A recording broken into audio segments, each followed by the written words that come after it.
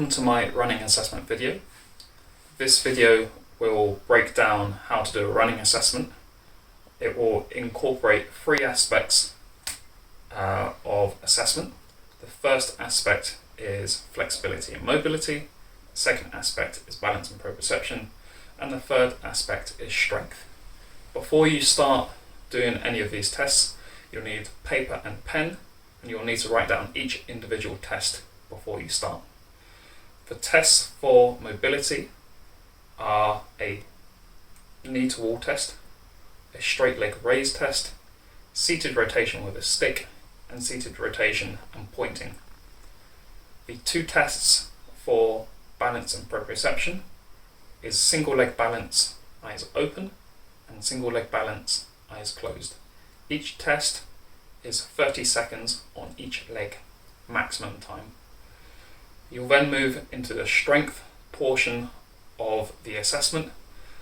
The tests here are single leg sit to stand from a chair, and you'll do 10 repetitions on each leg. You'll then do glute bridges, single leg glute bridges from the floor, and you'll do 30 repetitions on each leg. You'll then move into single leg calf raises, doing 30 repetitions on each leg. You'll then do anterior lunges, doing 10 repetitions on each leg. Then posterior lunges, doing 10 repetitions on each leg. You'll then finally finish by doing side leg raises, doing 30 repetitions on each leg. Try and do the vast majority of the strength portion of the assessment in front of a mirror, as the mirror will help you analyze what your technique looks like, and it will make some of the pointers in the video that much more apparent to you and that much more easier for you to pick out your own faults. For your flexibility and mobility, try and be really honest with yourself rather than saying it's about even, because the more honest you are, the easier it will be for you to then say this is wrong, that's wrong, and what needs to be corrected then. And that's it. The first test we're going to look at is your knee to wall. So a knee to wall is examining your soleus muscle. So the soleus muscle goes from the Achilles up to the outside of the knee. The job of the soleus is to control the ankle movements when the knee is in a bent position. So if you imagine when you run, that's your soleus working there, that's your gastroc working there. So it's trying to see what the problem is.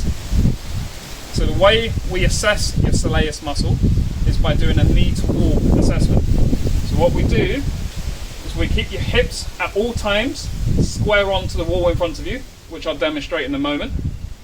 Your knee is going over your toe, and the objective is to try and make your knee touch the wall whilst maintaining contact with your heel on the floor. If you can achieve a set distance and your knee touches the wall, just come off, move your foot back, and keep doing it until your heel lifts off the floor. One thing I don't want to see is your hips swinging out. So the knee to wall is performed, as I said, with your hips square onto the wall. You're trying to touch the knee onto the wall without lifting your heel off the floor. So if I do this properly, my knee touches the wall, my heel stays on the floor. So I'll come off, I move my foot back, and I go again. So that's too far for me, because my heel is lifting off the floor and I have to touch the wall. So I'm going to move my foot a little bit forwards. And you can see there, that's probably the limit of my movement. So what I'm going to do now is I'm going to put my opposite foot in line with the foot I've just tested. And I'm going to test this side to see if I can achieve the same distance whilst keeping my hips square. So you can see here my heel is lifting slightly before my knee touches the wall, which tells me I at the moment have probably a 1 to 2 centimeter flexibility deficit between my left soleus and my right soleus. She's going to attempt to do a knee to wall. I'm going to pick out the mistakes. So if she pushes her knee towards a wall, what we can see straight away is she's turning her hip away with this side, which means she's bailing out the movement and giving you a false reading of how flexible you are. So what you need to always make sure you do is keep that hip square on. So at the moment you can see you can see her heel is in touch with the floor. So she needs to come off with her knee, move your foot back a little bit, it's just a centimetre or two, and go on again. And you can see there, that's where her heel is starting to lift off. It's only marginal, but that's all we're looking for. You swap sides for me. Go again. You can see that's perfect there. This leg can do whatever it wants. If you want to lift it up, if you want to put it behind you, if you want to wag it to the side, it's fine. But that has to stay level with the wall. That knee is going over the toe, and that heel you want always touching the floor. So the second mobility exercise that we need to look at is what are your hamstrings doing? So the way we assess this is a straight leg raise. So what you need to do is you need to lie on your back. You need to make sure your head maintains contact with the floor, and your toes always face up or forwards if you like. So it's going in that direction as opposed to doing something like that. The reason you don't move your head is that if you bring your chin down, you're going to turn on your neurology. So your nerves are going to switch on. If you let your feet fall out left or right, you also turn on different nerve groups. So it's really important that you keep those toes facing forwards, and you keep that head in line with the floor. So a straight leg raise test is looking at the hamstring range of motion. The way we assess this, as I said before, head stays in contact with the floor. You lift your leg up as high as you can, making sure the toe faces forwards all the time. So off you go. What we're looking for is the heel in line with the hip. If the heel is in line with the hip, you're at a 90-degree angle, which tells me the hamstring is nice and loose. If it's slightly off, that tells me your hamstring is tight. So the angle that I want you all to be able to achieve is 90, which is here. If it's not here, it's tight. If it's past that, you're okay. If one side is 90 degrees, let's just say the opposite side goes to 110, that doesn't mean you're okay, it still means you're tight. So the left side has to equal the right side. And that's the same for the knee to wall. So another important area to look at when we're looking at your running assessment in regards to mobility is how much movement you have at your thoracic spine. So your thoracic spine is a certain area of your spine, obviously. And it's the area where all of your ribs attach to. And its main job is rotation. So the way we assess this is, best way actually, is get a pole or a broomstick handle or anything you have at home, put across your shoulders, hands across, and get your elbows up. What we then do is we rotate as far as you can one way, and then as far as you can the opposite way. So that's done like this. You're looking as far as you can over your shoulder, come back as far as you can over your shoulder. The reason why we use a stick is it gives you an easier indication of how far you go. So when I did this, I'm going to just off 90, so about 85 degrees there. When I go this way, I'm getting to about 80 degrees. So I've got a deficit moving in this direction. This is important because when you run and you're doing this action, if that isn't rotating properly, that's going to affect this motion. And if that's affecting that motion, then it's going to affect the amount of hip flexion or the speed of hip flexion you get at your hips, which is then going to affect how fast you can run. So some common mistakes that people will do when they do this test is they'll slightly lean back when they do the test, or they'll lean forward as they rotate. So if we rotate round, you can see Anna here is leaning back, which gives you a false positive of how far she can go. So it's really important when you do the rotation that stays in line with that. That's the length of the spine. So as Anna rotates, the spine stays in neutral, and that gives you a perfect reading of how mobile this area of your back is. The last area of mobility we need to look at is how much mobility or how much flexibility you have at your pec. So if your thoracic spine is locked up, or if it's inhibited, or if it's not moving properly, whichever way you want to say it, the other thing that can be causing that is a tight pec. Your pec's job is to pull the shoulders forwards. So if you imagine you're trying to rotate here, but your shoulders are jammed forwards already, that's just going to increase what's going on there. So it's important to be able to try and tell the difference between what's going on between here and here.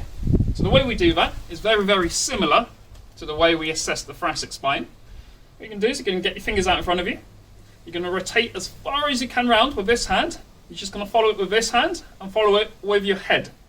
So this hand goes, that hand follows, and I'm pointing roughly now to 110, 120 degrees. Come back round, and we go on the opposite way. So I'm going a little bit further this side. So on my left side I'm going a little bit further, which tells me I'm a little bit tight on my right side. Okay. So when we're doing this, it's exactly the same as when you're on with your thoracic spine. It's all about what the shoulders are doing. So you can see Anna here is leaning back a little bit, so she'll need to straighten up again. So reset, keep that nice and straight, and rotate round again. And now we're getting a much clearer reading of what's going on here at her pec. Go around the opposite way. Now she's going, make sure you follow it with your head, because then you can see over your arm as to what your body's doing. Come back. Good. So the next area of the test that we're going to assess is your single leg balance control. So there's two parts of this test. The first part is looking at your balance. The second part is looking at your proprioception. The difference between the two is your balance is using visual cues to tell your brain where you are in space, whereas proprioception is using your neurology to tell your brain where it is in space. So to start testing for balance, what you do is you stand on one leg, so hands go on hips, bring your knee in line with your hip, and you hold for 30 seconds. What we don't want to see is any shuffling, like I'm doing here, or any excessive movements like this. If I see any of that, or if you do any of that yourselves, test has to stop. If you have a little bit of a wobble, that's fine. If you can achieve 30 seconds, it means you have very, very good balance. If you can't, it means you don't. And left side must always equal your right side. So that means if you're getting 25 seconds this side and 30 seconds this side, it means you have a deficit. The second part of this test is proprioception. So it's you test it in the exact same way. You stand on one leg, knee in line with hip, hands on hips, but this time instead of having your eyes open, you close your eyes. And again, you hold that for 30 seconds. So the first thing we're going to look at is a sit to stand, but on one leg. So what we do is we take one leg off the floor, keep your hands off your legs, so put them across your shoulders, in front of you, whatever you want, but keep them away from your legs. All I want you to do is lean forward, stand up on one leg, stand normal, and then sit back down. Whoops. Like so. What I want to see throughout is your knee staying over your toe, your foot facing forwards, your heel staying in contact with the floor, and your bum moving backwards or forwards, depending on the direction you're moving. So again, that's going like so, or like so. So what we're doing now is we're just going to have a look at Anna doing a sit to stand, and I'm going to try and pick out any faults that she may or may not have. So if you do a sit to stand for me. So the first thing we saw was when she stood up, her knee moves out of position of her foot, so her knee caved in, which tells us her bum muscles are weak. So if you sit back down, go again, knee caving in. Sit back down with that one foot off the floor. Again, that knee caving in. And that's important when you're running, because if you can't control one leg sitting down, standing up, how are you going to control this action going between there and there, or there and there? And it's very, very common in runners when you're running along, if you're unable to control this movement, that you see this happen. So the next area of this assessment we're going to look at is what your gluteus maximus muscle is specifically doing. So your gluteus maximus is the big powerhouse bum muscle, and it's the one that encompasses all of your bum cheek. The main job of your gluteus maximus is to push your hips forwards. So the way we assess this, is you're going to lie down on your back, head stays in contact with the floor, lift one foot off the floor, This foot faces forwards, heel stays in contact with the floor, this knee stays in line with this knee. All we're going to do is push up through your hips and then lower your hips back down to the floor. What we don't want to see is this happen or that happen, because that's giving you a false reading of how strong your glute muscle is. So it's really important you keep your hips square to the sky. So to demonstrate that again, knees in line, line-ish, hips square to ceiling, back down. And you're looking to do 30 repetitions on each leg. If you can't hit 30, you're weak and it needs to be strengthened. And it's very important that you're strong on both legs. So if one side's hitting 25, the other side is 30, it's still weak. Cool. So the next area of this assessment that we're going to look at is your gastrocnemius. So that's your big powerhouse calf muscle.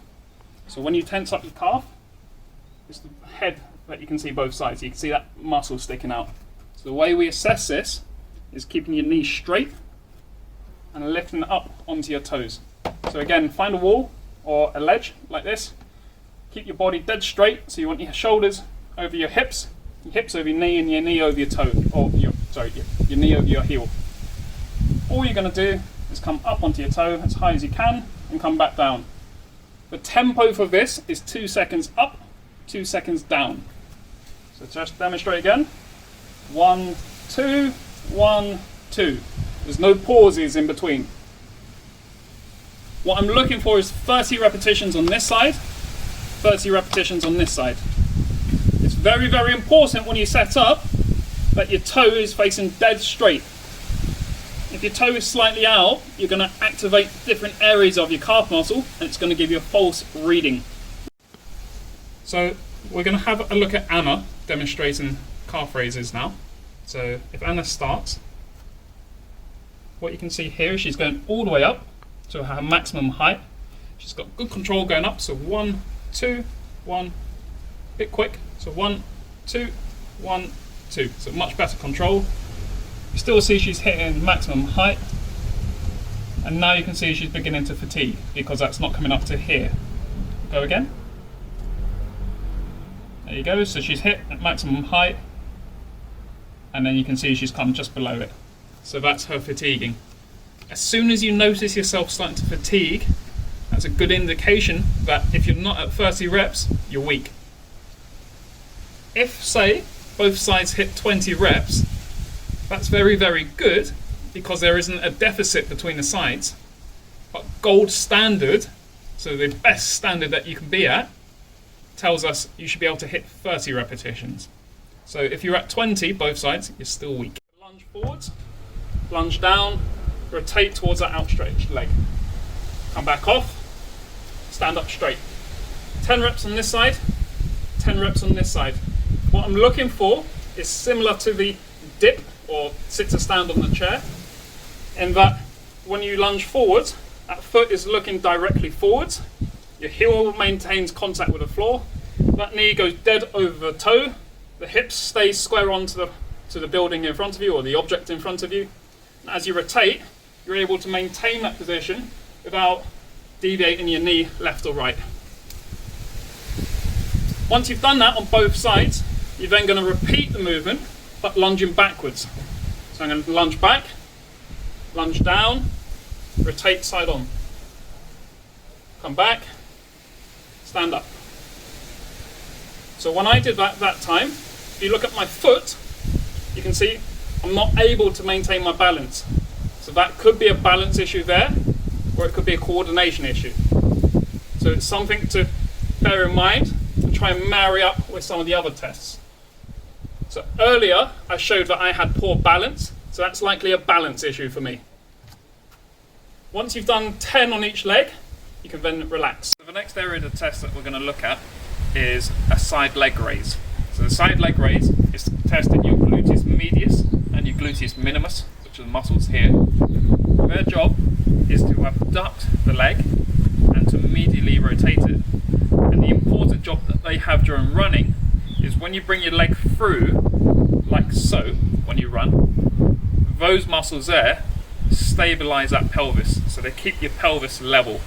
You can't keep your pelvis level when you do that. You're going to open yourself up to injury down the outside of your leg and into your knee and into your hip. So it's very, very important that these muscles are nice and strong. The way we assess this is by doing a side leg raise. So most of you already know how to do this. So all you do is you go down, you lie on your shoulder, head on the floor.